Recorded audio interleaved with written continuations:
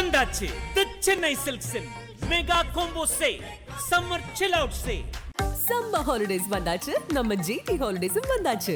GT holidays, south India's #1 travel brand. Periyar Maniamma Institute of Science and Technology, Thanjavur, AAA with specialization in electric vehicles and energy engineering. வணக்கம் sir. வணக்கம்.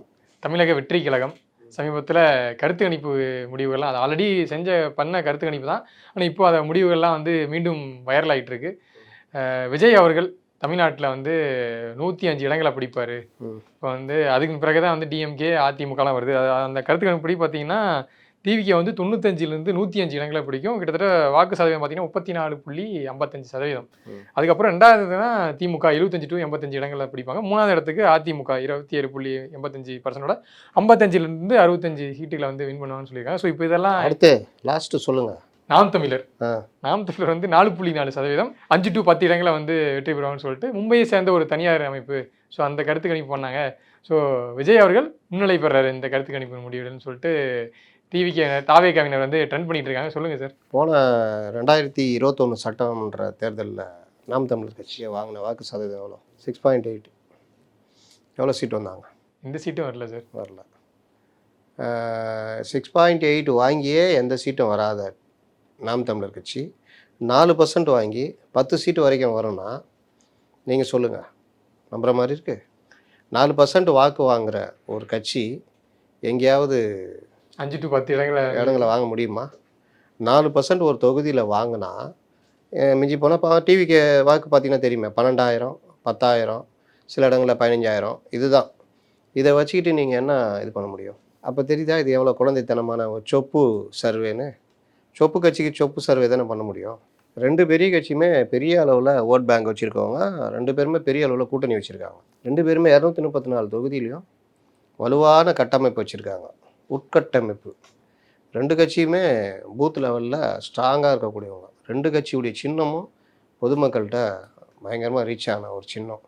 ரெண்டு கட்சியுமே பெரிய அளவில் உங்களுக்கு ஆள் பலம், தேர்தல் பலம், தேர்தலை எதிர்கொள்வது எல்லாம் தெரிஞ்சு வச்சுருக்காங்க. இது ஏதாவது இங்கே இருக்கா டிவி கேக்கு? அப்புறம் எப்படி 105 சீட்டு வாங்க முடியும்?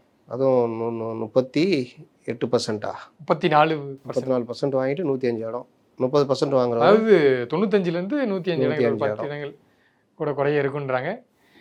இல்லை சார், இப்போ என்ன இதில் என்ன காரணம்னு சொல்கிறாங்களா, மாற்று அரசியல் சக்தியை வந்து மக்கள் தேடுவாங்க கண்டிப்பாக. ஓகே, திமுக மேலே அதிருப்தியில் இருக்காங்க ஒரு கும்பல். ஸோ அதே போல் அதிமுகவுக்கு போகலான்னு பார்த்தா அதிமுக பாஜக கூட போயிட்டாங்க. ஸோ இப்போ யாரும் எதிர்பார்க்காத ஒரு நிலையில் விஜய் வராரு. முதல் முறையாக வந்து தேர்தலில் போட்டிடுறாரு.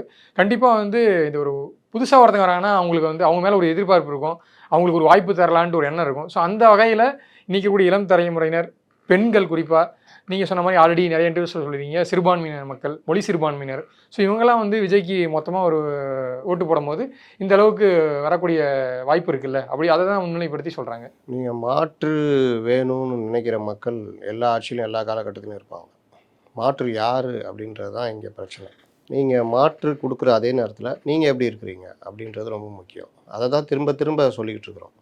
இப்போ விஜய் வந்து அவர் கட்சி ஆரம்பித்த உடனே எல்லா மாவட்டத்தில் நிர்வாகிகள் போட்டு ஒரு கட்சிக்குரிய தன்மையோட எல்லா வகையான நிர்வாகிகள் போட்டு கிளைக்கழகம் வரைக்கும் நிர்வாகிகள் வலுவான ஒரு கட்டமைப்போடு இருக்குது. மற்ற கட்சியிலேருந்துலாம் வந்தவங்க இறஞ்சிட்டாங்க. ஒரு வலுவாக பிரச்சாரத்தை கொண்டு போகிறாங்க. தினம் பேட்டி சும்மா புஷியானது விட்டு கலகுறாரு. தினம் ஸ்டாலினை தூங்க விட மாட்டேங்கிறார், எடப்பாடி தூங்க விட மாட்டேங்கிறார், பாஜக தூங்க விட மாட்டேங்கிறார். இந்த பக்கம் இவர் அடிக்கிறாருன்னா அந்த பக்கம் ஆதவ அர்ஜுனா போட்டு அடிக்கிறாரு, இந்த பக்கம் ராஜ்மோகன் போட்டு அடிக்கிறாரு, இங்கே சிடி நிர்மல்குமார் போட்டு அடிக்கிறாரு. இது இல்லாமல் விஜய் திடீர்னு வந்து பேட்டி கொடுக்குறாரு, அவர் ஒரு பக்கம் அடிக்கிறாரு. இப்படிலாம் கலங்க வைக்கிறாங்க, அங்கங்கே போராட்டம் அறிவிக்கிறாங்க. இப்படிலாம் இருந்துச்சுன்னா நீங்கள் சொன்னது உண்மையில நான் ஏற்றுக்குவேன். அது இல்லாமையே விஜய் இப்போ தாக்கிட்டு தான் சார் இருக்காங்க.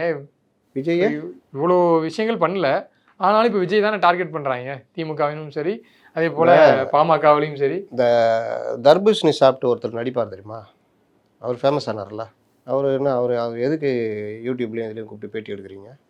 விட்டுற வேண்டியதானே. இங்கே வந்து அரசியலுக்கு எது வேணாலும் இப்போ இந்த 105 இந்த சர்வே இருக்குது, இப்போ இதை வந்து எடுத்துக்கிட்டு பிரதானமாக போட்டு யூடியூப்லலாம் பேசிக்கிட்டு இருக்கிறத பார்க்குறோம். செய்தித்தாள்களில் அது செய்தியாக போடுறாங்க. அது வந்து ஏன் எப்படி என்ன இல்லை அப்படியே தூக்கி போடுறாங்க. இவர் இவ்வளோ வருவார் அப்படின்னு பரபரப்புக்காக செய்தியை வெளியிடுறது. ஏன்னா அதிகமான இளைஞர்கள் தாவேக்கால இருக்கிறாங்க, இதெல்லாம் பார்ப்பாங்க, பேப்பர் வாங்குவாங்க, அந்த மாதிரி இதுக்காக இந்த மாதிரிலாம் போட்டுக்கிட்டு இருக்கிறாங்க. ஆனால் உண்மை நிலவரம் என்ன, ஃபீல்டு லெவலில் என்ன இருக்குது, கிராஸ் ரூட் லெவலில் என்ன இருக்குது அப்படின்னு பார்த்தா இவர்கள் எங்கே இருக்கிறாங்க? யார் கூடயும் கூட்டணி இல்லை, யாரையும் உள்ளே விட மாட்டேன், உங்கள் சேனலில் தான் பேசினேன், S400 மாதிரி உட்காந்துக்கிட்டு யாரையும் உள்ளே விடாமல் அடித்து மெசைல் அடித்து காலி பண்ணிகிட்ருக்காரு. ஒருத்தராவது கட்சிக்குள்ளே வந்தாங்களா? கட்சி நிர்வாகிகள்னு விரல் விட்டு 5 பேர் சொல்லலாம். அதை தாண்டி உங்களால் மாவட்டத்துலேயோ மாநில லெவலையோ ஏதாவது சொல்ல முடியுமா? மாநில லெவலில் ஏதாவது அணிகளுக்கான தலைவர்கள் யாராவது இருக்காங்களா? எதுவுமே கிடையாது. யாராவது பேசியிருந்தா கூட அவங்களே இப்போ பேசக்கூடாதுன்றது, யாராவது பண்ணால் நீ வெளியே போன்றது. அப்போ இவங்க என்ன கட்சி நடத்துகிறாங்களா இல்லை என்ன நடத்துகிறாங்கன்னு தெரில. எதுன்னு சொல்ல இன்டோர் மீட்டிங் அந்த மாதிரி ஏதாவது கட்சியை நடத்துகிறாங்களான்னு தெரியல. அந்த ஆதவ அர்ஜுனும் வந்தார்ல, அவர் என்ன பண்ணுறாரு? ஏதாவது பேட்டி எங்கேயாவது பேசக்கூடியவர் தானே, தினம் தினம் பேசலாம்ல, ஏதாவது ஒரு பேட்டி இல்லை, வாரத்துக்கு 2-3 பேட்டியாக கொடுக்கலாம்ல, வெளியில் போகாமல் வராமல் இருக்காரு. சில நடுவில் சில சேனல்கள்லாம் கொடுத்தாரு சார், சேனலில் கொடுக்குறது வேற. எனக்கு தெரிஞ்சு தமிழக வெற்றி கழகத்துலேருந்து அதிகமாக மீடியா கூட இன்ட்ராக்ட் பண்ண முன்னிலையில் இருக்கிறவர் அவர் தான். சேனலில் கொடுக்குறாரு. 3 பேட்டி கொடுத்தாங்க. விஜய் ஒரு பேட்டி கொடுத்துருக்காரு, புஷி ஆனந்த் அரை பேட்டி கொடுத்துருக்காரு. அதனால் 3 பேட்டி கொடுத்த ஆதவ அர்ஜுனா ஃப்ரண்ட்டில் வந்துட்டார். அப்படி தானே? அப்புறம் பேட்டினா நீங்கள் எதை புரிஞ்சுங்க? எல்லாருமே இதான் சொல்கிறீங்க. பேட்டி கொடுக்குறாருன்னா சார் கொடுத்தாரு, சார் கொடுத்தாரு, சார் கொடுத்தாரு சார். ஏங்க அது இன்டர்வியூங்க. நான் சொல்கிறது தினம் தினம் பேட்டி கொடுக்குறது, செய்தியாளர்களுக்கு பேட்டி கொடுக்குறது. யார் கொடுத்தா? என்னை கொடுத்தாரு, எப்போ கொடுத்தாரு? எங்கேயுமே இல்லையே. அப்போ இந்த மாதிரி எந்த கட்சி நிர்வாகியும் யாரையும் பார்க்கக்கூடாது. பார்த்துட்டா அவன் அவ்வளோதான், முடிஞ்சது அவன் கதை. புஷி ஆனந்த் கோவம் வந்துடும். சேர் எடுத்தால் எப்படி கோவம் வருமோ அதோட மோசமாக கோவம் வரும் எது பேட்டி கொடுத்தீங்கன்னா. அதனால தான் பேசக்கூடிய சிடி நிர்மல்குமாரும் ராஜ்மோகனும் மற்ற யாருமே பேட்டியே கொடுக்குறதில்ல, வெளியவே தலை காட்டுறதில்ல. ஜெயலலிதா பீரியடில் இருந்தாங்க, ஞாபகம் இருக்குதா? அமைச்சர்கள் ஏதாவது பேசுவாங்களா? அதிகபட்சம் அம்மாவுடைய இது அப்படின்னுவாங்க. அதிகாரிகள் வாயே திறக்கூடாது, திறந்தா முடிஞ்சது கதை. சேம் அதே மாதிரி கட்சிக்குள்ளே நடத்திக்கிட்டு நீ என்னத்தை கொண்டு போக போகிறாச்சு? இப்படி பூட்டி வச்சு என்னத்தை கொண்டு போக போகிறேன்? ஆனால் சார் நீங்கள் சொல்கிறீங்க யாரும் பேசுறதே இல்லைன்ட்டு. ஆனால் இப்போ இரவு நேரங்களில் டிவி டிபேட்ஸ்லாம் பார்க்குறோம். ஏங்க கொள்கை ஸ்போர்ட்ஸ் பர்சனை விட்டுருங்க, ஓகே, நிலைய வித்வானுங்க. அதுக்கு தான் திமுக இருக்காங்க, அதிமுகவில் இருக்காங்க, மற்ற கட்சியில் இருக்காங்க. அவங்களும் தலைவர்களும் ஒன்றான்னு கேட்குறேன்.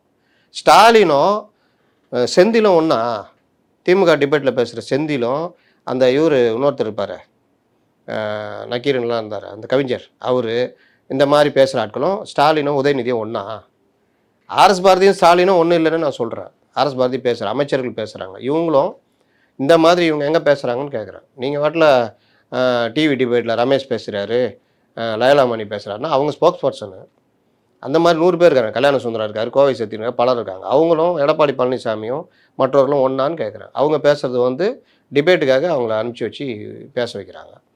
கட்சியுடைய நிலைப்பாடு தினம் தினம் அரசியல் தலைவராக எடப்பாடி பழனிசாமி பேசிகிட்டு இருக்காரு, இப்போ திருமாவளவன் பேசிகிட்டு இருக்காரு, ஸ்டாலின் பேசுகிறார், அதை நீலகிரியில் பேட்டி கொடுத்தாரு, திருமாவளவன் இந்த பேட்டி கொடுத்துருக்காரு, எடப்பாடி பழனிசாமி பேட்டி கொடுக்குறாரு, அறிக்கை கொடுக்குறாரு, பேசுகிறாரு. ஆனால் இவங்க ஒன்றுமே பண்ணலான்றான். அப்புறம் எல்லாருமே இதுதான் சொல்கிறீங்க, அறிக்கை கொடுக்குறாருங்க. தானே சொல்ல வரீங்க? நேற்று கூட பொள்ளாச்சி விவகாரத்துக்கு அறிக்கை கொடுத்தா போதுமா? ட்விட்டர்லேயே கட்சி நடத்திட்டு போயிடலாமா? சரி, இப்போ முழுக்க சொல்கிறது தானே, ஒரே ஒரு கமிட்மெண்ட்டில் மாட்டிட்டாரு, அதை முடிச்சுட்டு வந்துடுவார். அவர் தானே மாட்டிட்டாரு. இவரு என்ன வில்லனாக நடிக்கிறாரு? புஷி ஆனந்த் அந்த படத்தில் வில்லனாக நடிக்கிறாரா? ஆதவ அர்ஜுன் எடிட்டராக இருக்காரா இல்லை டைரக்டராக இருக்காரா அந்த படத்துக்கு? சிடி நிர்மல்குமார் வேறு ஏதாவது ஸ்டண்ட்டுக்கு இது கோரியோகிராஃபி எதாவது பண்ணுறாரா? இந்த மௌனத்துக்கெல்லாம் என்ன காரணம் நினைக்கிறீங்க சார்? அவங்க தான் கேட்கணும். அதான் S400 டமால் டமால் டமால், யாரும் உள்ளே வரக்கூடாது, அவ்வளோதான். மௌனத்துக்குன்னா யாரும் ஒன்றும் தெரியாதுங்க.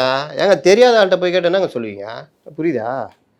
நீங்கள் கூப்பிட்டு எதாவது கேட்டிங்கன்னா எதாவது தெரிஞ்சாதானே சார். நீங்கள் சொல்கிறீங்களா இப்போ 4 பேர் இருக்காங்க, பொதுச் செயலாளர் இருக்கார், தேர்தல் பிரச்சார பிரிவுக்கு ஒரு பொதுச் செயலாளர் இருக்கார், சிடி நிர்மல்குமார் இருக்கார், இவங்கெல்லாம் சொல்கிறீங்களா?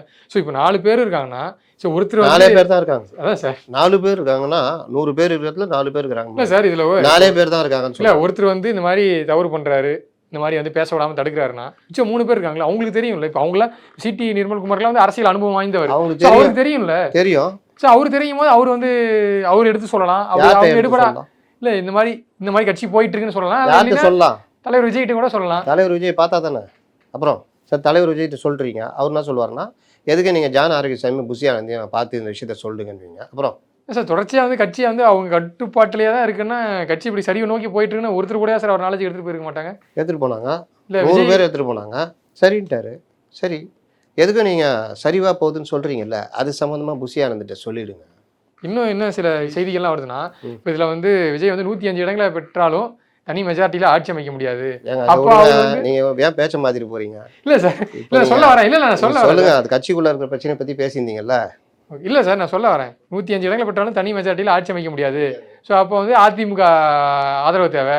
எப்படியாச்சும் விஜயை வந்து இப்படி பேசி இவர் வந்து அதிமுக கூட்டணிகளை கொண்டு போகணுங்கிறதா வந்து முத்தலீஃப் அவர்கள் வந்து முயற்சி பண்ணுறாருன்னு சொல்லிட்டு ஒரு அவ்வளோ பெரிய ஆளா நான் கடைக்கோடியில் ஒரு மூலையில் உட்காந்துக்கிட்டு யதார்த்தத்தை பேசிகிட்டு இருக்கிறேன். வேறு ஒன்றும் செய்யலை நான். ஏன் இவங்களெல்லாம் பிரச்சனைனா, மற்றவங்க விஜயை திட்டுறாங்க, இல்லை விளங்காதுன்றாங்க, இல்லை சூப்பருன்றாங்க, இல்லாட்டி இந்த மூத்த பத்திரிகையாளர்னு சில பேர் கிளம்பிக்கிட்டு விஜய் சீமான் பாமக ஒன்று சேர்ந்து அணி அமைக்க போகிறேன்றாங்க. திடீர்னு விஜய் ஏடிஎம்கே கூட போகணும்னு சில முதிர்ந்த அரசியலாளர்கள்லாம் சொல்கிறாங்க. நான் அப்படிலாம் சொல்லியே. நான் சொல்கிறது யதார்த்தத்தை சொல்கிறேன். விஜய் எப்படி என்டிஏ கூட்டணிக்குள்ளே போக முடியும்? சித்தாந்த எதிரின்றாரு. எப்படி போவார்? போனாருன்னா அவர் கதை முடிஞ்சது. ரெண்டாவது அப்படி போகிறதா இருந்தால் முன்னாடியே ஏடிஎம் கூட போயிருக்கலாமே. ஏன் இப்போ போய் போகணும்? இப்போ போனால் 20 சீட்டு தருவாங்களா? முன்னாடி போனாலாவது ஏதாவது கொஞ்சம் கௌரவமான சீட்டு வாங்கிடலாம். அப்போவே போகாத ஆள் இப்போ எப்படி போவீங்க? 45 சீட்டுக்காக கட்சி ஆரம்பிக்கலான்னு மேடையில் வேற நம்ம பெருமையாக பேசிட்டோம். அப்புறம் இப்போ போனால் 20 சீட்டுன்னு என்ன பண்ணுவீங்க? அப்போ போகிறதுக்கான வாய்ப்பே இல்லை. ராமதாஸ் விஜயுடைய தலைமை ஏற்றுட்டு வருவாரா? அன்புமணி ராமதாஸ் அவர்கள் பாமக மாநாட்டில் அப்போ எப்படி வருவாங்க? அப்போ இந்த மாதிரி பேசிக்கிட்டு இருக்காங்கல்ல, இவங்க கண்டுக்க மாட்டாங்க. நம்ம என்ன சொல்கிறோம், டே கதவை மூடி வச்சுக்கிட்டு இந்திய எல்லையில் S-400 மாதிரி உக்காந்துன்னு பனையூரில் உட்காந்துட்டு எவன் வந்தாலும் மிசைல் அடிச்சுக்கிட்டு யாரையும் உள்ளே விடாமல் பார்த்துக்கிங்களே, இது கட்சியா? இந்த கட்சி எப்படி அடுத்தது நோக்கி நகரம்? எப்படிங்க நகரங்க? ஏன்னா கட்சி இல்லை, அவங்க என்ன சொல்கிறாங்கன்னா, விஜய் இந்த மாதிரி ஆக்டிவாக செயல்படாத போதே இந்த அளவுக்கு அட்டாக் பண்ணுறாங்க, இந்த அளவுக்கு ஒரு பயப்படுறாங்கன்னா, இப்போ விஜய் நேராக களத்துக்கு வந்தால் கண்டிப்பாக இந்த இம்பாக்ட் வந்து ஏற்படும். கண்டிப்பாக ஒரு சப்போஸ் விஜய் சொன்ன மாதிரியே சுற்றுப்பயணம் பாத யாத்திரை டேரெக்டாக களத்தில் இறங்கி நீங்கள் சொன்ன மாதிரி ப்ரெஸ் மீட் கொடுக்குறாரு, இல்லை வந்து அதிரடியாக அரசியலில் சுற்றி இருக்க கட்சி நிர்வாகி எல்லாமே திமுக குறி வச்சு அட்டாக் பண்ணுறாங்கன்னா அப்போ இன்னும் பயங்கரமாக இருக்கும். அதனால தான் வரமாட்டேங்கிறார். அவர் வந்தால் கூட்டம் கூடிடும். அதனால தான் வரமாட்டேங்கிறார். களத்துக்கு வந்தால் தானே, களத்துக்கு வரணும். இப்போ அங்கே பிரச்சனையாக தானே, இவர் களத்துக்கு வரதில்லை. நான் மட்டும் வந்தேனா, அவர் மட்டும் வந்தாருனா இப்படி தான் சொல்லிட்டு இருக்கிறாங்க. ஏன் பேட்டி கொடுக்கல? அவர் மட்டும் வந்து பேட்டி கொடுத்தாருனா கும்பல் சேர்ந்துடும். அப்போ ஏர்போர்ட்டில் பேட்டி கொடுத்தீங்க, அங்கே நான் கும்பலாக சேர்ந்துச்சு.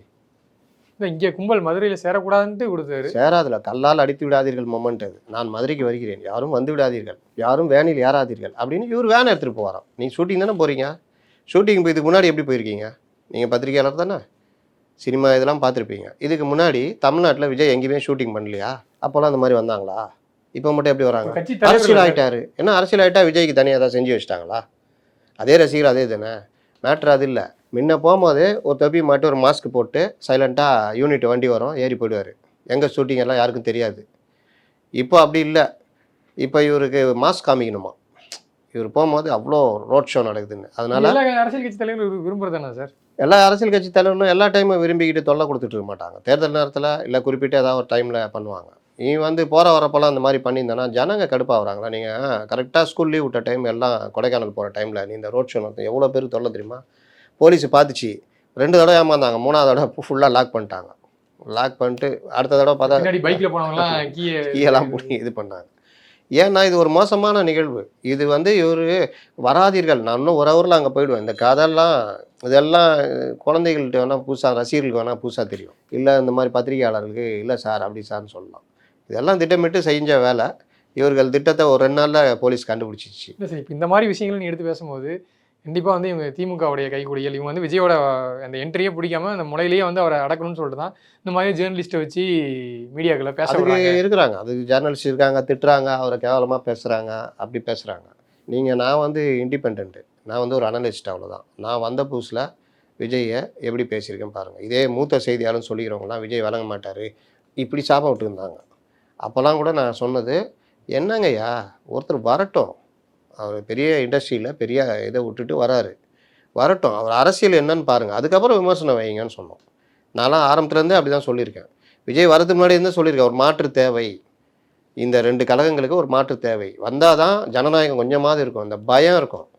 மக்களை என்ன வேணால் செய்யலாம், எவ்வளோ வேணால் கொள்ளாடிக்கலாம், மக்கள் வந்து நம்மளை திரும்ப நம்மளை தான், வேறு வழி கிடையாது அப்படின்றத மாற்றுறதுக்கு ஒரு ஆள் வேணும், மாற்று அரசியல் வேணும். வரட்டும், வந்து அவர் அரசியல் நான் சொல்லட்டோன்னு.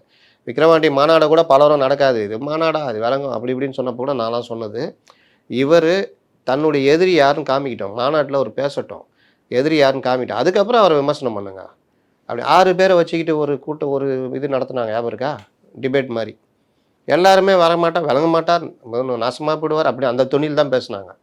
நான் அப்போ கூட நான் என்ன சொன்னேன், ஒரே ஒரு பிரச்சனை நடந்தால் மட்டும்தான் அந்த மாநாடு நடக்காது. அது இயற்கை.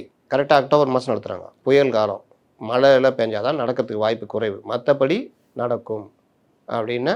நல்லபடியாக நடந்தது. சித்தாந்த எதிரி, அரசியல் எதிரி, கூட்டணி, ஆட்சியில் பங்கு, அதிகார பங்கு பெருசாக பேசினார், பெரிய வரவேற்பு.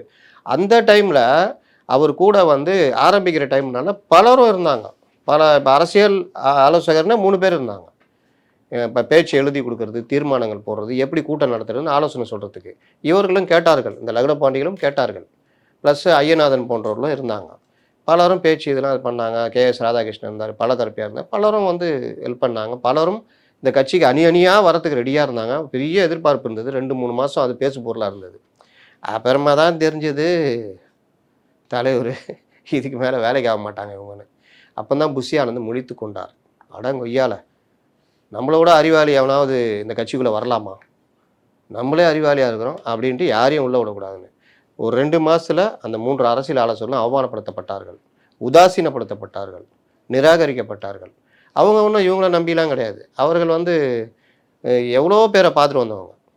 அவங்க வந்து ஒன்றுமே சொல்லல, கம்முன்னு விலகிட்டாங்க. போடா, இது நம்மளை சொன்ன மாதிரி தான், ஒரு மாற்றம் வரும், ஏதாவது பண்ணுவாங்க, அரசியல் மாற்றம் வரட்டும்ன்றது ட்ரை பண்ணாங்க. ஒன்றும் இல்லைன்னா ஐயா இது எல்லாமே இந்த கூட்டமாக, இது வேலைக்கு ஆகாதுன்னு அவங்க ஒதுங்கிட்டாங்க. இன்னும் பலரும் அப்படியே ஒதுங்கினாங்க. அப்புறம் யாருக்குமே கதவு திறக்கவே இல்லை. நான் சொன்னேன் S-400 அது மாதிரி உள்ளக யாராவது வந்தால் டமால்னு அடித்து யாரையும் உள்ளே விடாமல் பார்த்துக்கிட்டாரு. கடைசியில் என்ன ஆச்சு, இவர்கள் 4 பேர் மட்டுமே, 4 பேர் மட்டுமே கட்சிக்குள்ள இருக்கிறாங்க. அதுலேயும் 2 பேர் ரொம்ப கஷ்டப்பட்டு வந்தாங்க. ஒருத்தர் மிக மிக கஷ்டப்பட்டு உள்ளே வந்தார், ஆதவர்ஜுனா. அவர் சொல்லிட்டாங்களே, அவர் உள்ளவே விடல, அவரை கண்டுக்கவே இல்லை, எதுவுமே பண்ணல. விஜய்கிட்டே ஒரு நாள் அவர் நண்பர் போய் கேட்குறாரு, என்னங்க ஆதவர்ஜுனா, அவரு ADMK போகிறேன்னு சொல்லிட்டாராங்க. இவங்க 2 பேரும் எப்படி சொல்லி வச்சிருக்காங்க பார்த்தீங்களா? ஆதவர்ஜுனா கேட்டார் சார், மற்றவங்களாம் இறங்கி கேட்கலையா சார்? ஆதவர்ஜுனா இவரை பார்க்க சமீபத்தில் விழா நடத்தினால அவர் ஞாபகத்தில் இருந்தது விஜய்க்கு. சமீபத்தில் ஒருத்தர் உயரமாக ஒருத்தர், நான் கூட சொல்லிட்டு வந்தேன், வரும்போது வந்துருங்கன்ட்டு வந்தேன். அவர் என்ன ஆனார் ஆதவர்ஜுனா அப்படின்னோடனே, இல்லைங்க ADMK போகிறார் சொல்கிறாங்க அப்படின்னு விஜயே சொல்லியிருக்காரு. அந்த நண்பர், ஏங்க அவர் ADMK போல் ஒன்றும் போல், அவர் வெயிட் பண்ணிகிட்டு இருக்காரு, நீங்கள் கூப்பிடுவீங்கன்னு. என்னங்க நீங்கள் அப்படியா? அப்போ தான் உண்மையே தெரியுது. சரி அவர் கூப்பிடுங்க, நம்ம பேசுவோன்னு. வந்து ஒரு 50 நிமிஷம் 2 பேரும் பேசுகிறாங்க. அதில் சில கண்டிஷன்ஸ்லாம் போடுறாரு. இவர் இது பெரிய குழின்னு தெரியல அவருக்கு, ஆதவர்ஜுனாக்கு. கண்டிஷன்ஸ்லாம் போட்டு, நான் வந்து இதுவாக இருக்கணும் கட்சியில், வெளியில் முதல்ல அவர் உஷாராக தான் சொல்கிறாரு, நான் வெளியிலேருந்து பார்த்துக்கிறேன், செலவு பண்ணுறேன், இந்த இதெல்லாம் பார்த்துக்கிறேன்னு. விஜய் தான் நீங்கள் இல்லை நீங்கள் உள்ளே இருக்கணும், உள்ளே வந்து நீ செயல் பண்ணணும்னா சரி, நான் அப்படின்னா எனக்கு ஒரு கௌரவமான பதவி இருக்கணும், நான் சுதந்திரமாக இயங்குற மாதிரி பண்ணணுன்னு ஓகே சொல்லி உள்ளெல்லாம் வர வச்சு எல்லாம் முடிச்சுட்டு மஞ்சள் தண்ணி தெளித்து எல்லாம் பண்ணிவிட்டு ஒரே வெட்டு. என்னது, நீங்கள் எது செய்வதாக இருந்தாலும் புஷி ஆனந்த் அண்ட் ஜான் ஆரோக்கியசாமி சொல்கிறத கேட்டு தான் செய்யணும். அவர்களுடைய வழிகாட்டுத்தின் பேர் ஒரு அறிக்கை வந்துச்சு, திரும்ப ஞாபகம் இருக்கா? நான் கூட அது சும்மா இவங்களா சேர்த்துட்டாங்க போல, கடைசி பேராகிராஃபை சேர்த்துட்டு தலைவர் சைன் பண்ணுன்னு சொல்லுவாங்கன்னு பார்த்தா உண்மையிலே நடந்திருக்குது. அப்புறமா இவர் பிரசாந்த் கிஷோர் வந்திருக்காரு, எதுவாக இருந்தாலும் ஜான் ஆரோக்கியசாமி மூலியமாக தான் உள்ளே வரணும்னு இருக்காங்க. இப்போ ஆதவர்ஜுனா மனநிலை சார் இருப்பார், அவருடைய எக்ஸ்பெக்டேஷன் வந்தால் செயல்படலாம், கட்சி அடுத்த கட்டத்தை கொண்டு விரக்தி மனப்பான்மையில் இருக்கிறார். அதனால தான் எதுவும் பேச முடியல, எதுவும் பண்ண முடியல. ஏங்க ஆதவெலாம் நீங்கள் VCKல இருக்கும்போது கொஞ்ச நாள்லேயே என்னென்ன வேலை பண்ணார், திமுக கதற விட்டாரா இல்லையா? இப்போ ஏன் பண்ண முடியல? திமுக கூட கூட்டணி வச்சுருக்கீங்களா? ஆளுங்கட்சி கூட கூட்டணி வச்சுருக்கீங்களா? ஏன் இப்போ ஆதவுது தனியான அறிக்கை ஏதாவது வருதா? அவர் ட்வீட் போறாரு, அதை தாண்டி விஜய் ஏதாச்சும் அறிக்கை கொடுத்தாருன்னா அதை ரீட்வீட் பண்றாரு. அதை ரசிகர்களே பண்றாங்களா? அப்புறம் என்ன, நான் பண்றேன், நீங்க பண்றீங்க, எல்லாரும் தான் பண்றாங்க. நான் கேட்கறது ஆதவர்ஜுனா அவர் பேர்ல அறிக்கை ஏதாவது வருதா? தனிப்பட்ட முறையில் எந்த அறிக்கையும் வரல. ஏன் வரல? ப்ரொபகண்டா செக்ரட்டரி தானே, ப்ரொபகண்டாவுடைய ஜெனரல் செக்ரட்டரி. தமிழ்நாடு பேர்கள் கூட சில அறிக்கை வருது பொதுச் செயலாளர் முறையில். ஆமா, ஆனால் இவர் பேர்ல வரல. அவர் தான் S-400. நான் சொல்றது ஆகாஷ் ஏவுகணை பத்தி கேட்குறேன். ஆகாஷ் ஏவுகணை எங்கேயாவது விண்ணில் பாய்கிறதா? ரஃபேல், ஸ்கால்ஃப் ஏதாவது பாய்தா? வெறும் S-400 மட்டும்தான் வேலை செய்யுது, யாரையும் உள்ளே விடாமல் பார்த்துக்குது. வேற யாரையும் உள்ளே விடாமல் பார்த்துக்கிறதா நீங்கள் சொல்கிறீங்க சார். சமீபத்தில் இன்னொரு செய்தி ஒன்று பரவிட்டு இருக்கு. யார் பெரிய தலைவர் யாராவது தாவைகளை சேர்றாங்களா, சேர்ந்துட்டாங்களா? நாம் தமிழருடன் வந்து சீமான் அவருடன் ஒரு பேச்சுவார்த்தை போச்சு. அந்த பேச்சுவார்த்தையில் வந்து அது எப்படி நான் சொல்கிறேன், நம்ம பத்திரிகையில் இப்போ என்னப்பா தாவேகா என்ன இருக்குது அப்படின்னு எடிட்டர் கேட்பார். சார் யாருக்கா ஃபோன் பண்ணுவான், மச்சான் என்னடா என்ன கேட்குறாங்க, தாவேகா என்னான்னு கேட்குறாங்க.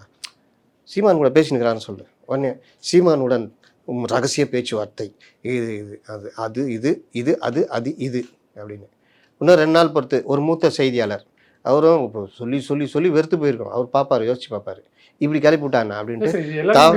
சொல்ல முடியுமா சார் உண்மையிலே? ஓகே, அதான் நானும் கேட்குறேன். 10 செய்திகள் வருதுன்னா 3 செய்திகள் நீங்க சொல்ற மாதிரி இருக்குன்னு வச்சுக்கோங்க. ஒரு ஜேர்னலிஸ்ட் இருக்காங்க, அப்ப அவங்களுக்கு ஒரு சோர்சஸ் இருக்கும், அவங்க அதை மச்சான் என்னடா இருந்தாலும் ஒரே கேட்டுனாங்கறான்டா தாவேகா பத்தி ஏதாவது சொல்லுன்னு. எனக்கு வேற அந்த லீடிங் மேகசின்ஸ்ல இருந்து எல்லாமே அப்படிதான் பண்ணுவாங்களா சார்? வேற என்னங்க பண்றாங்க நீங்க சொல்லுங்க. ஒரு பெரிய தலைமுறை பேரு கூட வேணாம், ஒரு பெரிய சேனல்ல ஒருத்தர் உக்காந்துருக்காரு, நீங்கள் சொல்லுங்கள், அவர் ஒரு மூத்த பத்திரிகையாளர். நீங்கள் பார்த்தீங்கன்னா முதல் ரவுண்டு பேசுகிறாரு. சீமான் என்டிஏ கூட போவார், சீமான் என்டிஏ இவர்கள் எல்லாம் சேர்ந்து பண்ணுவாங்க. அதை எப்படி நீங்கள் சொல்கிறீர்கள்? சீமான் என்டிஏ கூட போவாரா? அப்படியா சொல்கிறீர்கள்? ஆமாம், கண்டிப்பாக. நீங்கள் சீமான் பாருங்கள், அவர் அதிமுகவுடைய இதுவே இருக்குது. அப்படியா? அப்படி கொஞ்ச நேரம் பேசினே இருக்கிறாங்க. திடீர்னு அவர் சொல்கிறாரு, சீமான் விஜய் பாமக சேர்ந்து அணி அமைப்பார்கள். அப்போது இவர் ஏங்க என்ன இப்போ தான் இப்படி சொன்னீங்க, அப்படி கேட்கல. அது எப்படி சொல்கிறீர்கள்? சீமான் தாவேகா பாமக சேர்ந்து அமைப்பார்கள் என்று அப்பவும் ஆச்சரியமாக தான் கேட்குறாரு. இந்த மாதிரி ஒரு டிபேட்டு நான் வேணா உங்களுக்கு லிங்க் அனுப்புகிறேன். என்னத்தை சொல்ல வருது?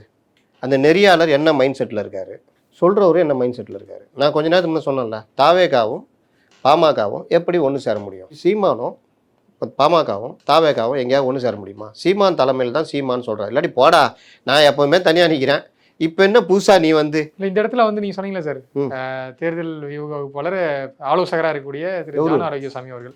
ஸோ அவர்கள் வந்து 2 கட்சிகள் கூட ஆல்ரெடி ஒரு ஏதோ ஒரு வகையில் தொடர்பில் இருந்திருக்காரு. ஸோ அவர் அமைப்பாரு அன்புமணி வந்த கொன்னே போடுவோம். என்னை கூட்டு போய் மாற்றம் முன்னேற்றம் அன்புமணி மைக்கெல்லாம் மாட்டி விட்டு நீ என்ன வேலை செய்ய தெரியும், இந்த பக்கம் வந்துடாதுன்னு சொல்லி அனுப்பிச்சி விட்டாங்க. அங்கே கர்நாடகா போனால் சித்தராமையா உதைப்பார். அதனால் அதெல்லாம் கிடைக்காது. இன்னொன்று சொன்னீங்க சீமான் கிட்ட அவருக்கு ரொம்ப பாசம் உண்டு. சீமான் கட்சியில் தான் கொண்டு போய் எப்படியா சேர்க்கலான்னு பார்க்குறாரு. சீமான் கிளீனாக சொல்லிட்டாரு, தம்பி உன் மேலே எனக்கு இது உண்டு, தம்பி மேலே எனக்கு நல்ல மரியாதை உண்டு, வரட்டும், என் தலைமையில் வரட்டும், பண்ணுவோம். பெரியார் சார்ந்த அந்த கொள்கைகள்லாம் வந்து அது சில சமயம் நீங்கள் இப்போ பாஜகவுக்கும் அதிமுகவுக்கும் எவ்வளோ கொள்கை முரண்பாடுகள் இருக்குது. வக்ஃப் போர்டு மசோதாவில் என்ன ஒன்றா இருக்காங்களா? மொழி கொள்கையில் ஒன்றா இருக்காங்களா? கொள்கை தலைவர் வந்து விமர்சித்த ஒரு கட்சி தலைவர் யார்? சீமான். எந்த கொள்கை தலைவரை? பெரியார். அவ்வளோதானே, பெரியாரை தான் விமர்சித்தார். இவங்களுக்கு கொள்கை தலைவர் பெரியார், அவர் பெரியாரை விமர்சித்தார். இவங்க கொள்கை தலைவர் பெரியாரை அவர் விமர்சிக்கலை. புரியுதா? இப்படி எடுத்துக்கணும் நீங்கள். இவங்க கொள்கை தலைவர் பெரியார், ஆனால் அவர் வந்து விமர்சித்தது திமுக திராவிடம் சார்ந்த பெரியார். இந்த பெரியாரை அவர் விமர்சிக்கவில்லை. 5 கொள்கை தலைவர் இருக்காங்க, அதில் ஒருத்தர் விமர்சிக்கிறதுனால ஒன்றும் இல்லை. அவன் பாருங்கள், 5 - 1 பார்த்தா 4 தலைவர்கள் இவர் விமர்சிக்கலை. அந்த வகையில் பார்த்தாலும் சீமான் கூட சேரலாம். இல்லை சார், நீங்கள் இப்போ கட்சியில் இவ்வளோ குளறுபடி இருக்குன்றீங்க, நிர்வாகிகள் நியமனத்தில் இவ்வளோ குளறுபடி இருக்கீங்க. ஆனாலும் இன்றைக்கி இருக்கக்கூடிய தமிழக வெற்றி கழகத்தில் தொண்டர்களாக இருக்கக்கூடியவர்கள், இல்லை ரசிகர்களாக இருக்கக்கூடியவர்கள் இன்றைக்கி அந்த ஒரு எதிர்பார்ப்போட கண்டிப்பாக ஒரு மாற்றம் வரும், இவர் வந்தால் வந்து கண்டிப்பாக நம்ம ஃபஸ்ட்டு ஓட்டு கண்டிப்பாக இவருக்கு தான் போகணும். நீங்கள் நிறைய குடும்பம் சார்ந்த பெண்களே நம்ம சொல்கிறோம், அதாவது ஒரு அந்த கருத்து கணிப்படியே வந்து இன்னும் நிறைய மென்ஷன் பண்ணியிருக்காங்க. ஏஜ் கேட்டகரி வைஸாக இது பண்ணி இப்போது ஒரு 50 வயசு தாண்டினவங்க 40+ இருக்கவங்களாம் வந்து அவங்க திமுக அதிமுக அவங்க ஒரு கட்சி வச்சுருப்பாங்களா, ஸோ அவங்க அதில் தெளிவாக இருக்காங்க. ஆனால் இந்த 40 வயசுக்கு கீழே இருக்கவங்க, இன்றைய இருக்கக்கூடிய புது மாற்றத்தை எதிர்பார்த்துருக்கவங்க, ஜென்சி ஜென்ரேஷன்ஸ். உங்களுக்கு தான் வயசு? எனக்கு 29. நீங்கள் போடுவீங்களா? சொல்லக்கூடாது, இருந்தாலும் பொதுவாக கண்டிப்பாக நான் வந்து அடுத்தடுத்து என்னென்ன மாதிரியான நடவடிக்கைகள் அவங்க மேற்கொள்கிறாங்க, மக்களுக்காக என்ன குரல் கொடுக்குறாங்க, கண்டிப்பாக போட மாட்டீங்க. ஏன்னா அவங்க அடுத்தடுத்து எந்த நடவடிக்கை மேற்கொள்ள போகிறதில்ல. அதனால நீங்கள் அப்படி சொல்ல வரீங்க. அதை எப்படி நீங்கள் முத்தலீஃப் அவர் வந்து முன்னாடியே சொல்கிறாரு, எடுத்தோன்னே இது விளங்காது, நடக்காது, இது நடக்காது. அப்படி எப்படி 2 வருஷம் பொறுத்தில் சொல்கிறாரு. ஆரம்பத்தில் இவர்கள் ஒரு மாற்றத்தை கொண்டு வராங்க, தனித்தனி அணிகள் அமைக்கிறாங்க. நீங்கள் இந்த பழைய வீடியோலாம் பார்த்தீங்கன்னா தெரியும், ஒவ்வொன்றுக்கும் தனித்தனி அணி அமைத்து அழகாக பிரிச்சிருக்காங்க. வழக்கறிஞர் அணினா அது வழக்கறிஞர் அணி, இப்படியெல்லாம் பிரித்து வைத்திருக்கிறார்கள். சமூக ஊடக அணின்னு இவர்கள் விஜய் ரசிகர்கள் பொதுவாக கண்டபடி பேசுவாங்க, சண்டை போடுவாங்க. அந்த மாதிரிலாம் பண்ணக்கூடாது அப்படின்னு ஒரு கட்டுப்பாடு விதிச்சிருக்காங்க. குறிப்பாக வெரிஃபைடு அக்கௌண்ட்ஸில் இருக்கிறவங்கள போய் நீங்கள் ரொம்ப அவங்களோட மல்லு கட்டக்கூடாதுன்னு உட்பட விழிச்சிருக்காங்க. இந்த மாதிரிலாம் நான் பேசியிருக்கேன். ஆனால் இன்றைக்கும் நான் சொல்கிறேன், விஜய் ரசிகர்கள் பெரும்பாலானோர் 90% யாரையும் அவதூறாக பேசுறதில்ல. பார்த்தீங்களா? ஒரு 10% விமர்சிக்கிறதுல பார்த்தீங்களா? இன்னொன்று, நம்ம சொல்கிறதுக்கு அவங்க என்ன பதில் சொல்கிறாங்கன்னா, நீங்கள் இப்படிலாம் சொல்கிறீங்க, நீங்கள் பாருங்கள் இது நடக்கும், அந்த நம்பிக்கையில் தான் அவங்க வந்து வாதத்தை வைக்கிறாங்க. இப்போ என்னுடைய கீழெல்லாம் அப்படி தான். மற்றதெல்லாம் கூலிப்படை.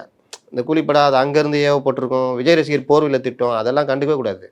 விஜய் ரசிகர்கள் பொதுவாக இருக்கிறவங்கள ஆமாம்ல இவர் கரெக்டாக தானே சொல்கிறாருன்னு தான் வரும். அப்போது அந்த இது அவங்களும் வந்து என்னென்னா ஒரு நம்பிக்கை, எல்லாருக்கும் ஒரு நம்பிக்கை, சரி வந்துடுவார் தலைவர், இவங்க சொல்கிற மாதிரிலாம் இல்லை. அவர் ரொம்ப எல்லாருக்கும் என்னங்க அரசியல் தெரியும். இப்போது நான் என்ன சொல்கிறேன், ஒவ்வொரு அரசியலையும் நம்ம பார்த்துட்டு வரோம். அந்த இப்படி போனால் நான் இது இல்லை ரொம்ப வளர்க்கக்கூடாதுல்ல, அதனால தான் நான் சில விஷயங்கள்லாம் சுருக்கி சொல்லிடுறது. 93 வைகோ இதை விட பெரிய அளவில் இதாக இருந்தது. அவர் எடுத்த தப்பான முடிவில் இன்றைக்கி எங்கே இருக்கார்?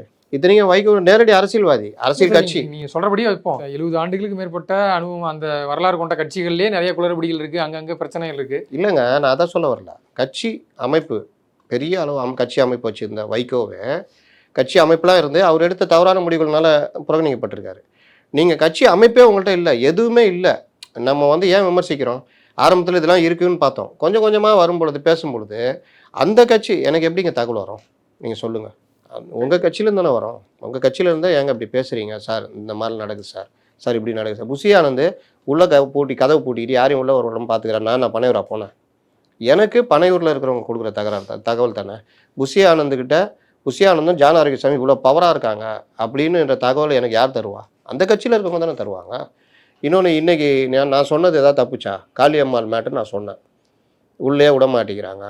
அப்புறம் 2 தடவை, ஒரு தடவை விஜய் சந்திச்சாங்க, இன்னொரு தடவை அன்னைக்கு வர சொல்லியிருக்காங்கன்னு நான் தான் போட்டேன். காளியம்மாளை வர சொன்னாங்க. ஆனால் அன்றைக்கி காளியம்மாள் வரலை. அவங்க உஷாராயிட்டு ஒரு பிரதிநிதி அமிச்சாங்க. அவரை 3 மணி நேரம் காக்க வச்சு இங்கே அங்கே அலைய வச்சு திருப்பி அமிச்சாங்க. இனி காளியம்மாள் உங்ககிட்ட வரமாட்டேன்னு சொல்லிட்டு போயிட்டாங்க அப்படின்னு நான் தானே சொன்னேன். அன்றைக்கி 2-3 ஃபேக் ஐடி வச்சுக்கிட்டு என்னை திட்டினாங்க. இவருக்கு என்ன தெரியும், காளியம்மாள் கூடிய விரைவில் இணைகிறார், இவர் சொல்கிறத நம்பாதீங்கன்னாங்க. மருது அழகராஜ் நான் சொன்னேனா இல்லையா? அவர் அவமானப்படுத்துகிறாங்க, அவருக்கு சேர்க்கவே மாட்டேங்கிறாங்க, அவர் அலக்களிக்கிறாங்க. இத்தனைக்கும் எல்லா அப்ரூவல் வாங்கியாச்சு.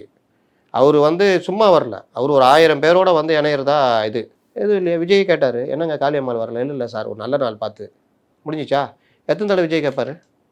அப்போ நீங்கள் தெளிவாக இருக்கிறீங்க, விஜய் மீறி நீங்கள் கட்சிக்குள்ளே உள்ள விடாமன்னு. இந்த நடைமுறையை நம்ம வந்து ஓப்பனாக சொல்கிறோம். இது எப்படி நமக்கு தெரியுது? காளியம்மாளை அழைத்து செல்பவர்கள், காளியம்மாளுக்கு நெருக்கமானவர்கள், விஜய் கட்சியில் காளியம்மாள் வந்தால் நல்லா இருக்கும்னு நினைக்கிற நலம் விரும்பிகள், கட்சி இப்படி போத இதில் ஒரு மாற்றம் வேணும்னு நினைக்கிறவங்களாம் நம்மள்ட்ட சொல்கிறாங்க. இந்த தகவல் தான் நம்ம பேசுகிறோம். சஜி பற்றி எனக்கு என்ன தெரியும்? சஜி குடும்பத்தை பற்றி நான் பேசுகிறேன்னா நான் விசாரிச்சு தானே பேசணும். அப்போ நான் விசாரிக்கும் போது சார் ஒரு உதவியும் பண்ணல சார், அவ்வளோ கஷ்டப்படுறாங்க சார், அவங்க உதவி பண்ணுறதே வெளியில் இருக்கிறவங்க சார், கட்சி சாராதவங்க தான் உதவி பண்ணுறாங்க சார். இந்த தகவல் வரும்போது நம்மளுக்கு இயற்கையாகவே இப்போ திமுக 1000 நீங்கள் விமர்சனம் வச்சாலும் ஒரு கட்சிக்காரன் செத்து போனால் அவனை படம் திறந்து வச்சு அவன் குடும்பத்துக்கு உதவி பண்ணுறது, இதெல்லாம் குடும்பத்தை பார்த்துக்குவாங்க. அதிமுகவில் பார்த்தீங்கன்னா அதே மாதிரி பண்ணுவாங்க. எல்லா கட்சியிலுமே இது உண்டு. புரோட்டோகால். நீ எம்ஜிஆர்னு சொல்லிக்கிறீங்க, எம்ஜிஆர் மைக்ரோ 0.1 பாயிண்ட் சொல்ல நான் 0.1% இருக்கா? சொல்லாமலே உதவி பண்ணவர் எம்ஜிஆர். கட்சிக்காரங்கன்னு இல்லை, தினம் அவங்க வீட்டில் 100-200 ரூபாய் லைன் கட்டி நிற்பாங்க. அவங்களெலாம் பார்த்து விசாரித்து அவங்களுக்கு என்ன தேவைன்னு கேட்டு கொடுக்க சொல்லுவார். மாதம் பணம், இப்போ உரிமை தொகை மாதிரி மாதம் பணம் போனதெல்லாம் எம்ஜிஆர் வரலாறு. வாரி கொடுத்த வள்ளல் அவர். நீங்கள் எப்படி சொல்லிக்குவீங்க உங்கள் கட்சியில் இருக்கிறது? அப்போ நான் எனக்கு எப்படி தெரியுது இந்த தகவல்? இதை சொல்லும் பொழுது சில பேர் அவங்களுக்கு தேவை இருக்கும். விஜய் ரசிகர்கள் அதிகமாக இருக்காங்க, இப்போ நான் கூட போடலாமே, விஜய் ரசிகர்கள் அதிகமாக இருக்காங்க, நானும் புகழ்ந்து போட்டிருந்தா எனக்கும் வியூவர்ஸ் ஏறுவாங்கல்ல, எனக்கும் ஒரு பெரிய பெருமை இருக்கும்ல. ஆனால் நான் அதை சொல்லலையே. நான் சொல்கிறது விமர்சனம் வைக்கிறேன். நான் விஜயை பற்றி ஏதாவது அவதூறு பேசுகிறேன்னா, புஷியானந்த் யாரையாவது பேசுகிறேன்னா, புஷியானந்த் நம்ம அவர் கிண்டலுக்குரியவராக இருக்கார், ஜாலியாக இருக்குது அவரை பற்றி பேசும்போது. தலைவர் என்ன குறுன்னு பார்த்துன்னுக்கிறாரு அப்படின்றப்போ நமக்கு அது பார்க்கும்போதே நமக்கு சிரிப்பு வருது. நடா மனுஷன் அப்படிங்கிறாப்லையே, இவர் மன்றத்துக்கான ப்ராடக்ட்டு, இந்த ப்ராடக்ட் தூக்கிட்டு வந்து இங்கே வச்சா இது சரியில்லையே, விஜய்க்கு இது தெரியாமல் இருக்குது, இந்த ப்ராடக்ட்டை எவ்வளோ ட்ரை பண்ணி பார்க்குது, அதுக்கு தெரிஞ்சதெல்லாம் என்ன, சேரை ஏன் தூக்குறா அவ்வளோதான் தெரியுது, அதுக்கு அதை தாண்டி வேறு எதுவும் தெரியல.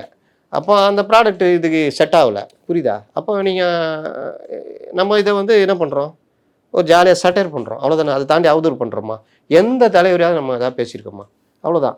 தாகிரான்னு ஒரு அம்மா இருக்காங்க, கொள்கை பரப்பு துணை செயலாளர். நீங்கள் அந்த கட்சியில் ஒரு காமெடி பார்த்தீங்களா? முதல்ல கொள்கை பரப்பு துணை செயலாளர் போட்டாங்க, அதுக்கப்புறம் ரொம்ப நாள் கழித்து, ரொம்ப மாதங்கள் கழித்து கொள்கை பரப்பு செயலாளராக ராஜ்மோகனை போட்டாங்க. இந்த மாதிரி காமெடி எங்கேயா பார்த்துருக்கீங்களா? இது ஒன்று. அந்த அம்மா ஒரு நாளாவது பேசி பார்த்துருக்கீங்களா? அலங்கார பொம்மை மாதிரி மேடையில் நிற்க வச்சுட்டு, ஏன்னா பாயமாக வரவங்க இருக்காங்க, புர்கா போட்டு நிற்கிறாங்க, வாங்க நில்லுங்கம்மா, டெம்ப்ளேட்டு போங்கம்மா. வேறு தனிப்பட்ட முறையில் சில சேனலில் அந்த கட்சி ஆஃபீஸ் போகும்போது சில சேனலுக்கு பேட்டி கொடுத்தாங்க. சில நான் இப்போ நானும் போய் கேட்கும்போது இல்லை வேணாங்க, தலைவர் கேட்கணும் அப்படின்னு கொடுத்தா முடிச்சு விட்ருவாங்க. மனசுக்குள்ள தான் நினைப்பாங்க, இப்போ கையால் கட்சிக்குள்ளே முடிச்சு விடலான்னு பார்க்குறியா, நீ மைக் போட்டு நான் பேசணும், என்னை முடிச்சு விடணுமா அப்படின்ட்டு. இல்லைங்க, தலைவர் அனுமதி இல்லாமல் என்ன அனுமதி வேணும்? அதுக்கு தானே கொள்கை பரப்பு துணை செயலாளர். ஒன்று கொள்கையை பேசுங்க, இல்லை இருக்கிற நடைமுறை அரசியலை விமர்சனம் பண்ணுங்கள், டீசெண்டாக பண்ணுங்கள், மக்கள் இப்படி பாதிக்கிறாங்கன்னு பேசுங்க. இதனால அவங்க தாவேக்காக்கு என்ன பிரச்சனை வந்துட போகுது தெரியுதா? யாரும் பேசக்கூடாதுன்னா அந்த கட்சி எப்படிங்க நகரும்? ப்ரொபகண்டா இல்லாமல், காதலை சொல்லாமல் நீங்கள் எப்படி கல்யாணம் பண்ண முடியும்? ஐ லவ் யூ சொல்லாமல் நீங்கள் எப்படி ஒரு பெண்ணை வசப்படுத்த முடியும்? அந்த பொண்ணுக்கு எதிரில் அப்படியே அந்த டி ராஜேந்தர் மாதிரி இப்படி போயிட்டு இப்படி வந்துன்னு இப்படி போயிட்டு இப்படி வந்து இருந்தீங்கன்னா அந்த பொண்ணு உங்களை லவ் பண்ணுமா? ஏம்மா நான் வந்து இதெல்லாம் பண்ணுறேன், நான் இப்படி இருக்கிறேன், இந்த பொறுப்பில் இருக்கிறேன், நல்லா பணம் சம்பாதிக்கிறேன், என் கூட எல்லாம் தான் லைஃப் செட்டில் ஆகும், உன்னை நான் விரும்புகிறேன். அந்த படத்தில் ஒரு மாதம் ஒன்று சொல்லுவார், என்னமோ தெரியல, அது வந்துடும் இல்லை, ஆனால் அது வந்துடும். அந்த மாதிரி ஏதாவது ஒரு இளவு சொல்லி தொலையேன். எதுவுமே சொல்ல மாட்டேன், எப்படி லவ் வரும்? எப்படிங்க மக்கள் ஓட்டு போடுவான்? நீங்கள் சொல்கிறீங்க அந்த நானும் வந்துட்டேன் 27% சி ஓட்டர்ஸ் போட்டிருக்காங்க. 27% பெற்று ஸ்டாலின் வந்து ஆட்சியை கைப்பற்றி விட்டார். ஸ்டாலின் அவர்கள் முதலிடத்தில் இருக்காரு. 2வது இடத்துல எதிர்கட்சியா வந்து விஜய் அவர்கள் வந்து வரதுக்கான வாய்ப்புகள் இருக்கு. பாருங்க, இப்போ நான் சீரியஸாக பேசுகிறேன். இவ்வளோ நேரம் புஷி ஆனந்த் நினச்சோன்னா காமெடி போயிட்டோம். இப்போ நான் சீரியஸாக பேசுகிறேன். நீங்கள் சொல்கிற மாதிரி அவருக்கு ஆதரவே இல்லைன்னா நான் சொல்ல வரல, நல்லா எழுதி வச்சுக்கிங்க. விஜய்க்கு ஆதரவு இல்லைன்னு யாரும் சொல்லவே முடியாது. விஜய்க்கான வாக்குகள் விழும். ஆனால் வாக்குகளை வாங்குவதற்கு உங்கள் கட்சியில் என்ன செட்டப்பு, 234 தொகுதியில் என்ன கேண்டிடேட்ஸு மற்ற விஷயங்கள் இருக்கா அப்படின்னா இன்றைக்கி இல்லை, நாளைக்கு ஒரு வேளை ஏதாவது பண்ணி இருக்குது வச்சிங்க. 234 தொகுதியிலும் கவனம் செலுத்தி தேர்தலை கொண்டு செல்வதற்கு யார் இருக்கா அப்படின்னு பார்த்தா 4 பேர் இருக்கிறாங்க. இந்த 4 பேருக்கும் என்ன அனுபவம்னு பார்த்தீங்கன்னா ஒன்றும் கிடையாது. அப்போ இதை மட்டும் வச்சுக்கிட்டு தேர்தலை சந்திச்சிங்கன்னா இவங்களுக்கு வெற்றி வாய்ப்பு எப்படி கிடைக்கும்? இது ஒரு பாயிண்ட்டு. 2வது பாயிண்ட்டு, தொகுதிக்கு விஜய் ரசிகர்கள், மாற்றத்தை விரும்புவோர், பெண்கள், சிறுபான்மை மக்கள் எல்லாம் சேர்ந்து ஒரு 20% வாக்குகள்னு வச்சுக்கோங்க. அது ஒரு 50,000. அதாவது 2 லட்சம் வாக்கு இருக்குன்னா 20% வச்சுக்கிட்டிங்கன்னா எவ்வளோ வரும்? 40,000 ஓட்டு. 40,000 ஓட்டை வச்சு நீங்கள் ஜெயிக்க முடியுமா? காலை பிடிச்சி வார முடியும். சீமான் பண்ணிகிட்டு இருக்காருல்ல, விஜயகாந்த் பண்ணார் 2006 காலை பிடிச்சி, அந்த மாதிரி யார் காலையாக பிடிச்சி வார முடியும்? அவ்வளோதான். அதுக்கு பிறகு தேர்தல் முடிந்த பிறகு நீங்கள் என்ன முடிவு எடுப்பீங்கன்னா, இப்படி கிடைச்சதில்ல இந்த 20%, 18%, அதை மதிக்க மாட்டீங்க. ஏன்னா நீங்கள் உங்கள் கோலு, நான் முதலமைச்சர் ஆகும்னு நினச்சேன், என்ன புஷி, என்ன ஜான் என்னை முதலமைச்சர் ஆக்குறேன்னா இதுனா 20%. அந்த 20%க்கு இன்னை வரைக்கும் எத்தனை பேர் ததிகினத்தம் போட்டுனுக்கிறான்? 4% வர முடியாமல் சக்கரை வச்சுக்கலாம், அதெல்லாம் தெரியாது. என்ன 18% பண்ணு, வேலைக்கு ஆகாது, நான் வந்து நடிக்க போகிறேன், இப்படி ரிவர்ஸ் அடிக்கிற வேலை தான் நடக்கும். அதனால் இவர்களுக்கு அரசியல் புரிதல் கிடையாது. அரசியல் புரிதல் இருந்திருந்தால் பலரும் பேசுகிறதெல்லாம் விஜய் ஏங்க ஒருத்தர் கட்சி ஆரம்பிச்சு நடிக்க போயிட்டு இருப்பாங்க, 1.5 வருஷம் என்னங்க உட்காந்து யாராவது பண்ணிட்டு இருப்பாங்க? நீங்கள் சொல்லுங்கள். கட்சி ஆரம்பிச்சிட்டிங்க, கட்சி தமிழ்நாடு இந்த விஷயங்களை கவனம் செலுத்தணும் பார்ப்பீங்க. உங்களை பற்றி எவன் என்ன திட்டுறான், என்ன பேசுகிறான், எவன் சரியாக பேசுகிறான், எவன் விமர்சனம் வைக்கிறான், இந்த விமர்சனம் சரியாக தப்பா, இதில் தானேங்க நீங்கள் கவனம் செலுத்துவீங்க. சரி நடிங்க, உங்களுக்கு யாரும் தப்பு சொல்ல. எம்ஜிஆர் கூட 72 ஆரம்பித்து இதே வினையில் ஆரம்பித்து மக்கள் இது உரிமை குரல், நான் ஏன் பிறந்தேன், அது இதுன்னு ஒரு கிட்டத்தட்ட 8-10 படம் நடித்தார். நடிச்சுக்கிட்டே அரசியல் இருந்தார். ஏன்னா அவர்னா மிஸ் ஆனாரா? இவங்க வேணா ஏமாளி கோமாளின்னு சொல்லியிருந்தாங்க. ஆனால் எம்ஜிஆர் தான் ஒரு திறமைசாலின்னு காமிச்சிட்டு இவங்களை ஓரம் உட்கார வச்சார், 13 வருஷம் உட்கார வச்சார். அப்போ எம்ஜிஆர் வந்து படத்தை நடிச்சு தான் நீங்களும் படம் நடிக்கிறீங்க, ரைட்டு, தப்பு சொல்ல. ஆனால் நீங்கள் ஜனநாயகம் நடிச்சுக்கிட்டு 70% அதில் கவனம் செலுத்துங்க, 30% அரசியலில் கவனம் செலுத்தி என்ன நீங்கள் வந்துட்டீங்க அரசியலுக்கு. அப்போ என்ன பேசுகிறாங்க, ஏது பேசுகிறாங்க, ஏதாவது தெரிஞ்சுக்கணும்ல. எதுவுமே இல்லாமல், அறிக்கை இல்லாமல், பேட்டி இல்லாமல், எதுவுமே இல்லாமல் இருந்தாலும் கட்சிக்குள்ளே என்ன நடக்குதுன்னு கூட தெரியாமல். ஒரு சில டைம் நானே யோசிப்பேன். இப்போ நாம பேசுகிறோம்ல, நீங்கள் சொல்கிறீங்கல்ல, இது எல்லாம் தாண்டி யோசிக்காத அளவுக்கு ஒரு திட்டம் வச்சிருக்காங்களா அப்படின்ட்டு அப்படிதான் சொல்லுங்கிறாங்க. அந்த இது வடிவேல் சொல்லுவாங்களா, வாடா வாடா என் தெருவுக்கு வாடா, என் ஏரியாவுக்கு வாடான்றாங்களா, அந்த மாதிரி தான். டிசம்பரில் பாரு, டிசம்பர் வந்துச்சு, என்னங்க டிசம்பரில் பாரு, ஜனவரியில் பாரு, ஜனவரியில் போனோம், பிப்ரவரியில் பாரு, ஏங்க தேர்தலே வந்துச்சுங்க, தேர்தலே வந்துச்சா அப்புறம் பாரு அப்படின்னு. அதுதான் இவர் ஜூனில் கிளம்புறாரு. நீங்கள் எந்த ப்ராக்டிஸ் இல்லாமல் ஜூனில் கிளம்புறீங்க, அப்போ எவ்வளோ பிரச்சனையை சந்திப்பீங்க யோசிச்சு பாருங்கள். இதுக்கு நீங்கள் 1 வருஷமாக ப்ராக்டிஸ் பண்ணியிருக்கணும்ல. நீங்கள் அவ்வளோ ப்ராக்டிஸ், அவ்வளோ இதுவாக இருந்த விஜயகாந்தியை ப்ரொவோக் பண்ணி கோமாளி மாதிரி ஆக்குனாங்க. நீங்கள் எந்த ப்ராக்டிஸும் இல்லாமல் இருக்கீங்க. விஜயகாந்தி எந்த பால் போட்டாலும் அடிப்பார், அவரையே நீங்கள் ப்ரொவோக் பண்ணாங்க. அப்போது இவர் என்னென்ன பண்ணுவாங்க, ஹேண்டில் பண்ணுவார். அப்போ அவரையே ப்ரொவோக் பண்ணாங்கன்னா இவர் எப்படி பாருங்கள். அதனால் நான் என்ன சொல்கிறேன், விமர்சனங்கள் ரசிகர்கள் ஏற்றுக்கிறாங்க. ரொம்ப தெரிஞ்சவங்க என்கிட்ட பேசுகிறவங்களாம். நேற்று கூட ஒரு இடத்துல பார்க்கிங்கில் போய் வண்டி எடுக்க போகிறேன், ஒருத்தர் வந்து சார் நான் டிவிக்கு ரசிகர் தான் சார், நல்லா பேசுகிறீங்க சார், பக்காவாக இருக்குது சார், ஆனால் இவங்க காதுக்கு ஏறவே மாட்டேங்குது சார் அப்படின்ற ஓப்பனாக சொல்கிறாப்புல. நீங்கள் சொல்கிறது 100% கரெக்டு சார், நீங்கள் திட்டலை பண்ணுறீங்க, விமர்சனம் வைக்கிறீங்க சார், இது எங்கேயுமே இது நடக்க மாட்டேங்குது சார், இப்போ இவங்க வருவாங்களா சார், இன்னும் யார் சார் வருவாங்கன்னு அப்புறானே கேட்குறாரு. இந்த மாதிரி தான் பலரும் வந்து இந்த விமர்சனத்தை ஏற்றுக்கிறாங்க. அவங்களே ஏற்றுக்குவாங்க, இப்போ ஆதவர்ஜுனோட போய் கேட்டிங்கன்னா ஏற்றுக்குவார். நம்ம கரெக்டாக தான் சொல்கிறாரு, என்ன பண்ணுறது ஏன் வச்சுக்கிட்டு அப்படின்னுவார். சிடி நிர்மலமாக கேட்டால் ஏற்றுக்குவார். ஆமாம் தெரியாமல் உள்ள வந்துட்டேன், சரி எதுவும் பண்ண முடியல, சரி இருக்கிற இடத்த அப்படி இருந்துட்டு போவோம் பார்ப்போம் அப்படின்னு. வேறு எங்கே வந்தாச்சு, எங்கே போக முடியும்? சார் அதை தாண்டி நீங்கள் சொன்னீங்க இந்த கருத்து கணிப்புகள்லாம் வந்து ஏதோ ஒரு இதன் பின்னாடி இது யார் சார் இருக்காங்க? இது வந்து ஒரு மொத்தமே 109 ஃபாலோவர் தான் அந்த நபருக்கு இருக்குது. அவர் யாருன்னே தெரில.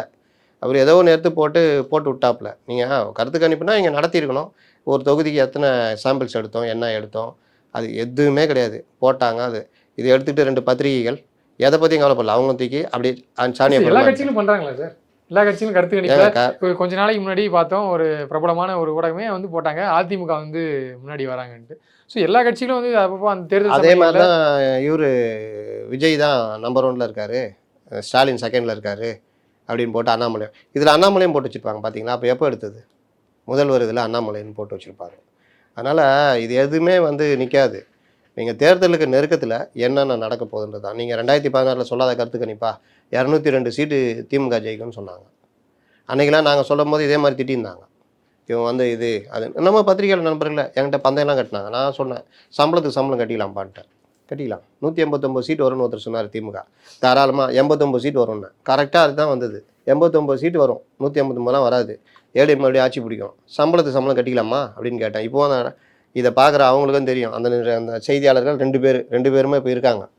அதனால் இதெல்லாம் வந்து அன்னைக்கு நடைமுறை. நாளைக்கு இப்போ நீங்கள் சொல்கிற மாதிரி விஜய் திடீர்னு ஒரு மாற்றம் நடந்து அணியாக பிரச்சாரம் பண்ணி அணியாக எதோ நடந்து புஷியானது அப்படியே மாறி உலக அரசியல் வந்து உள்ளூர் அரசியல் வரைக்கும் பேசி எல்லாம் நடந்த ஒரு மாற்றம் வந்ததுன்னா உண்மையிலேயே நம்ம அப்போ அந்த டைமில் ஏங்க நல்லா பண்ணுறாருங்க. புஷியை கூட அரசியல் மேதை பார்க்கவே முடியாதுங்க. இப்போ அவர் ஜனநாயகவாதி ஆகிட்டாருங்க. யார் வந்தாலும் பேசலாம், நீங்கள் உங்கள் கருத்தை பேசுங்க, கட்சிக்கு பாதங்கள்லாம் பேசுங்க, கட்சி வளரணும். தலைவர் என்ன குருன்னு பார்த்தா கூட நீங்களாம் உங்களனாலும் குருன்னு பார்த்துக்கிட்டு இருப்பேன் அப்படின்ட்டு ஏதோ ஒரு மாற்றம் நடந்து 234 தொகுதியிலையும் 180 தொகுதி ஜெயித்தாங்கன்னா ஜெயிக்கிற மாதிரி சான்ஸ் இருந்தால் ஆள் பேசுறது நானும் தான் இருப்பேன். ஜெயிக்கிற மாதிரி வாய்ப்பு இருக்குங்க. டிஎம்கே மண்ணை கவுது, ஏடிஎம் மண்ணை கவுது, விஜய் ஆட்சியை பிடிக்கிறார். சீரியஸாக சொல்லுவோம். ஏன்னா நமக்கு நாங்கள் இருக்குது என்ன ஏதாவது வாரி கொடுக்க போகிறாங்களா? இல்லை டிஎம்கேல வாரி கொடுப்பாங்க, ஏடிஎம்ல வாரி கொடுப்பாங்க. நம்ம வேலை இதுதான் இதுதான் அப்படி இதுதான் அப்படின்றப்போ நல்லா சொல்கிறாருப்பா நம்ம தோழராகிறாருன்னாங்க. கொஞ்சம் மாற்றி சொன்னோன்னா ஏய் நம்பாத அதிமுக கைகூலின்றாங்க.